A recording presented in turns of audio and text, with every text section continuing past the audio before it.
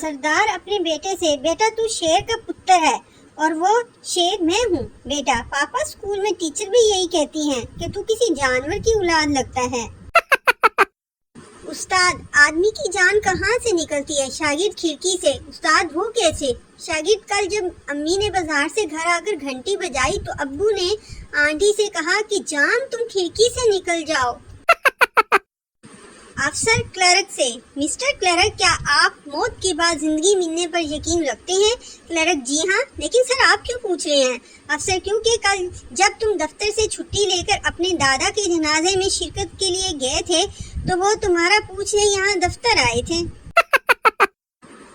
پاکستانی کے گھر چائنیز اور امریکن مہمان آئے۔ چائنیز، میں آنکھیں بند کر کے ٹائم بتا سکتا ہوں۔ امریکن، میں سورج دیکھ کر ٹائم بتا سکتا ہوں۔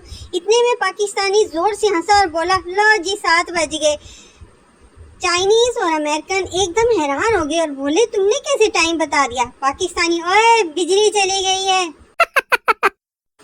ایک آدمی نے سردار جی سے پوچھا، تم اگلے جنم میں کیا بننا پسند کرو گے؟ سردار جی بولے، کاکروچ۔ آدمی بولا، وہ کیوں؟ تو سردار جی نے جواب دیا، کیونکہ میری بیوی صرف کاکروچ سے ہی ڈرتی ہے۔ استاد، سبق پڑھ امانت کا، صداقت کا اور شرافت کا۔ پپو، لو کر لو گل، اپنا یاد ہوتا نہیں ہے تو ان تینوں کا کیسے ہوگا؟ سردار، یار اگر نیند نہ آئے تو کیا کرنا چاہیے؟ سیکنڈ سردار، نیند کا انتظار کرنے سے اچھا ہے کہ انسان سو ہی جائے۔ ریس دیکھتے ہوئے خان صاحب نے اپنے ساتھ بیٹھے بندے سے پوچھا، انعام کس کو ملے گا؟ آدمی نے کہا، سب سے آگے والے کو۔ خان صاحب، تو یہ پیچھے والے کیوں دوڑ رہے ہیں؟